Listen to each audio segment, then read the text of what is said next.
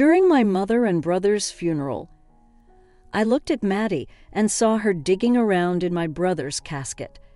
I rushed over to her and said, "Maddie, no, they're working on making your uncle look nice.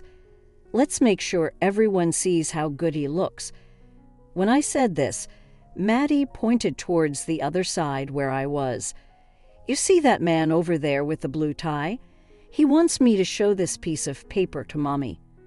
Maddie held out a sheet of paper folded in quarters to me. I turned around to look, but no one was there. I opened the paper and looked through it curiously, and immediately after that, I ran out of the funeral hall with Maddie in my arms. I am Brittany, 30 years old, a single mother with a 4-year-old daughter. I lost my beloved husband in an accident when I was 5 months pregnant. When the police called me and told me about my husband's accident, my mind went blank and I could not move. On that day, my husband woke up at 6:30 a.m. as usual, ate breakfast I made for him as usual, said, "I'm off to me and my baby," with a smile as usual, and headed for work. It was an ordinary weekday morning. The funeral service was held without me being able to accept the reality of seeing my husband who passed away at the hospital. I did not speak or cry, but simply bowed my head to the attendees like a robot. My mother, Rosin, and my brother, Steve, supported me during and after the funeral. I never had a father. My father died when I was still young, and my mother raised me and my brother by herself. My brother is 5 years older than me and was still in elementary school at the time. He would have loved to play with his friends when he came home from school, but he took over the housework for our mother and played with me so that I would not feel lonely. Seeing them, I began to want to help too. And while my mother and brother taught me housework, the three of us, as a family, worked together to make ends meet when I started my full-time job. Started living on my own near my office. However, on weekends and holidays, I would go home to my parents' house 2 stops away by train and have dinner with them. A few years later, I married the man I had been dating for a long time, got pregnant, and lived happily ever after, until I received the news that my husband had passed away. My mother and brother, who had been by my side during my husband's funeral, were worried about me and asked me to stay with them after the funeral. I still could not accept his death and did not want to leave where I lived with him. Then I looked at my stomach, a slightly bigger belly, a baby with my beloved husband if I was going to give birth to and raise this child. It would surely be better to go back to my parents' house than to live here. Remembering the way my husband had been talking to my belly ever since I found out, I was pregnant and thinking that I, as the mother, had to be strong. I decided to look ahead and get on with my life. I decided to live with my parents. But there was something that worried me a little. It was my sister-in-law, Cherry. A few years ago, my brother married Cherry, who was 3 years younger than him, and now my mother, brother, and Cherry live at my mother's house. I visit my mother's house often, so I see my sister-in-law there from time to time. I have neither a good nor a bad impression of her, but she might not like the idea of me moving to her house with a child in my belly. I was worried about that, but my sister-in-law readily agreed to let me move in. So my mother, brother, and sister-in-law began living together at my mother's house, and with her support, I safely gave birth to a healthy baby. We decided on the name Maddie, which my husband and I had been thinking about before she was born. As I held Maddie, who was crying cheerfully, I have determined once again to raise this child well. Raising a child was quite hard, but with the help of my mother and brother, Maddie grew up healthily and turned 4 years old this year. My brother and his wife have no children. My sister-in-law seems to be incapable of having children, so my brother cannot hope for his own biological child. Therefore, my brother takes good care of my daughter, saying things like, "I'll watch Maddie. Why don't you go out somewhere with your friends?" Maddie seems to have had an imaginary friend since she turned 4 years old, and she sometimes talks to her in empty spaces. I often hear that small children can sometimes see spiritual things, so I wasn't that concerned about it. My mother and brother were also optimistic and laughed, saying that as they grew older, such things would go away. But my sister-in-law, apparently, did not think so. "Hey, why don't you have that girl exorcised?" While saying this, she looked at Maddie with eyes as if she was looking at something creepy. She began to avoid Maddie, and when Maddie tried to touch my sister-in-law's belongings, she would sometimes yell at the 4-year-old, "Don't touch me." I wanted to complain to her, but I couldn't say anything strongly because I was the one who moved into the house, and I didn't want to cause trouble for my mother and brother by getting on bad terms with her. Fortunately, Maddie didn't seem to mind, and my sister-in-law never approached Maddie, so I decided to wait and see. Maddie started going to preschool, and I started working at an office job. Thanks to the inheritance my husband left me, we had enough money to live on. But I had to make sure that Maddie would be able to choose when she started learning or going to college. I thought that no matter how much money we had, it would not be enough so that we could let Maddie choose when she would eventually start learning or go to college. I talked to my mother and brother, and they both agreed that I should work. I told the company that I had a daughter, and they agreed to let me work from morning to evening on weekdays while Maddie was at daycare. There was some concern that Maddie, who was talking to her imaginary friend more and more, would be bullied at daycare, but it seems that she is playing well with other friends at daycare. At my new workplace, too, everyone was kind to me, and I was gradually learning my job and enjoying my days to the fullest. Then, one day, on a holiday, my brother said, "Why don't we sometimes go out together?" Taking Maddie. My brother had taken Maddie to the park and had ice cream together on the way home, but he had never asked me to join them. I was a little surprised, but I had no reason to refuse. And when I looked at Maddie next to me, she was so ready to go. After a quick word to my mother in the kitchen, my brother drove us to the department store. We went to the department store and looked around the children's clothing and toys section. "Maddie is being a good girl, so I'll buy you a toy." I said, "Yay, Maddie wants this one." Maddie was so happy that she gave him a stuffed cat toy. "Steve, don't spoil Maddie too much." "Okay, kids grow up and become adults soon, so I want to spoil her while I still can," I remarked. After leaving the toy store, we went into a coffee shop in the department store. Maddie and I ordered a cake set, and my brother ordered coffee. As we closed the menu, I looked at Maddie sitting next to me, smiling and happy, holding the stuffed cat that my brother had just bought. "I'm glad the three of us came here today," I thought. Suddenly, my brother asked me something strange. "Hey, Brittany, have you noticed anything strange happening to you or Maddie lately?" "Anything strange? What's wrong all of a sudden? Anything? Even the smallest thing?" My brother's expression was so serious that I also tried to recall recent events. "I can't think of anything in particular," I answered. As the cake set and coffee were brought in, Maddie and I were eating the cake, saying it's delicious, but my brother had a stern expression on his face the whole time. "Is something wrong?" I asked. My brother said, "No, it's nothing serious," and smiled for a moment before quickly returning to his grim expression. On the way home, he said, "If anything unusual happens, I want you to tell me right away."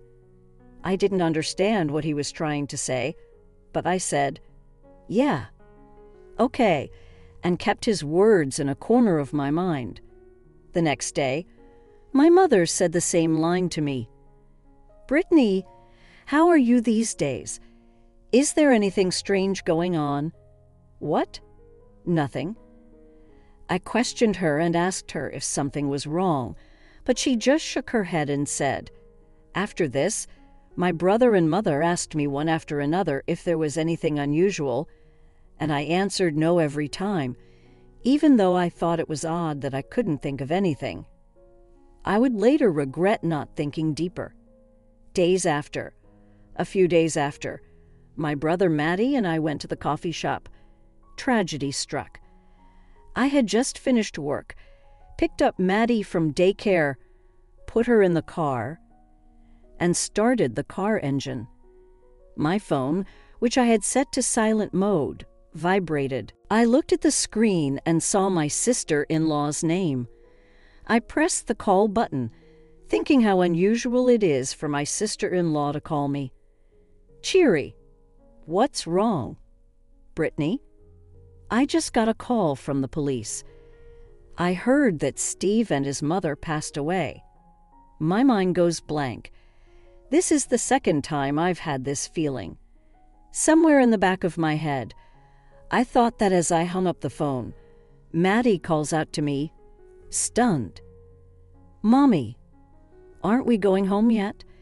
Not knowing what to say to my still young child, I forced the corners of my mouth to turn up, patted Maddie's head, and started the car engine. I wondered if I should take Maddie with me, but I had no one I knew I could leave her with. So we headed to the hospital together. My mother and brother were lying on beds. Beside them, my sister-in-law was crying with her face down. I went near the bed and looked at my mother and brother's faces. They had external injuries, but they looked as if they were just sleeping. Our grandma and uncle asleep. I could not hold back my tears as my young daughter said those words. I hugged Maddie, who was holding a stuffed cat, and I cried aloud. The next day, I served as a mourner in deep sorrow. Both my sister-in-law and I had lost two important family members at the same time, but as usual, she did not want to approach Maddie, and I felt disturbed by that. So there was really only minimal conversation between us. My sister-in-law was looking down the whole time, and halfway through the event, she said she was not feeling well and walked out of the venue. I knew how my sister-in-law felt, so I left her alone. Only those who have gone through the same experience can understand the grief of those who have lost a family member. I remember the faces of my mother and brother sleeping in their hospital beds. My husband passed away 5 years ago, and now my mother and brother have also left to heaven. Why are the important people close to me dying one after another? My family is now only Maddie, but it is the same for Maddie. I have to be strong. I'm her mother.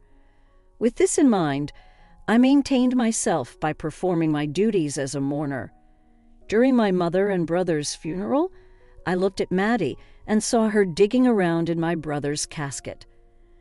I rushed over to her and said, "Maddie, no, they're working on making your uncle look nice. Let's make sure everyone sees how good he looks." When I said this, Maddie pointed towards the other side where I was. "You see that man over there with the blue tie? He wants me to show this piece of paper to Mommy." Maddie held out a sheet of paper folded in quarters to me. I turned around to look, but no one was there. I opened the paper and looked through it curiously, and immediately after that, I ran out of the funeral hall with Maddie in my arms. The first sentence written in my brother's handwriting was, "The entire inheritance will be given to Matt." The problem was what followed, which was a rambling description of my sister-in-law's misdeeds. She was after my husband's inheritance and had requested me to disappear from the world through the dark web of the internet. The fact that this paper, written by my brother, is in my brother's coffin suggests that my sister-in-law tried to dispose of this paper by burning it along with my brother. If that is the case, does that not mean that my mother and brother died because of my sister-in-law's crime? In other words, she tried to take my husband's inheritance by making me a deceased person. But my brother and mother found out about it, and when questioned, my sister-in-law had no choice but to make my brother and mother deceased.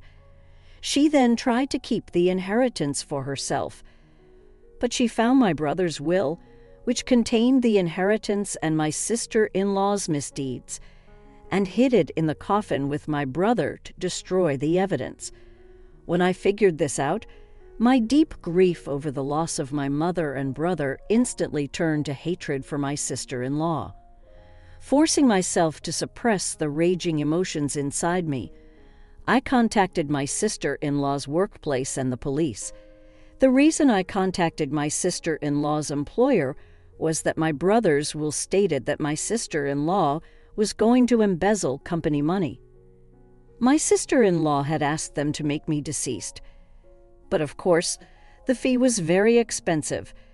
My brother is a regular office worker, and my sister-in-law works part-time 3 days a week, and they didn't have that much money, so she planned to use her company's money to make me deceased. Her company took immediate action, and fortunately, I was able to stop her before she embezzled the money, for which they thanked me. As for my sister-in-law, I have not seen her since she left the funeral home in the middle of the funeral. My sister-in-law's personal belongings remain in the house, and there is not a single sign that she has returned. I am sure she is in such a bad situation that she can't come back to get her belongings. The police are after her, and she probably couldn't pay the money to the scary people, so she must be in danger. When I think of my mother's and brother's faces, I feel a fierce anger toward my sister-in-law. But at the same time, I feel sorry for my mother and brother. My mother and brother have gone to heaven instead of me. My sister-in-law was trying to take my life. I wish I could find my sister-in-law and make her suffer the same as my mother and brother, but I'm sure that neither my mother nor my brother would want that, and I can't let Maddie be alone. No matter how much I hate someone, I must put my daughter's happiness first. I suddenly remembered what Maddie had said at the funeral home. The man with the blue tie over there is telling me to show this paper to Mommy. Maddie pointed to the place where no one was there. The blue tie. It was probably the one I had given to my husband as a gift before he died. On the morning of the day he died, he wore that blue tie and left the house with a smile on his face. I guess he is still watching over Maddie and me. A few days later, I took Maddie to visit my husband's grave. I put a bouquet of flowers and my husband's favorite hamburger at the grave, which I bought on the way here, and joined hands with Maddie to thank my husband. Let's eat the hamburger with Daddy. I gave Maddie half of the hamburger, which was still slightly warm. It's delicious. Daddy says it's good too. What? Daddy says it's good. The man with the blue tie was Daddy. When Mommy was praying with her eyes closed, Daddy was eating hamburger too. I couldn't help but laugh when I heard that my husband loved hamburgers so much that he would eat them every day. And whenever he saw a hamburger place, even on a date, he would often say, "Just one," and buy one. It would have been a touching scene if it were true. As my daughter met her late father, and I realized that my husband was here. But I couldn't stop laughing as I imagined him eating a hamburger even though he was a ghost. From now on, I'll bring you a hamburger every so often, with Maddie.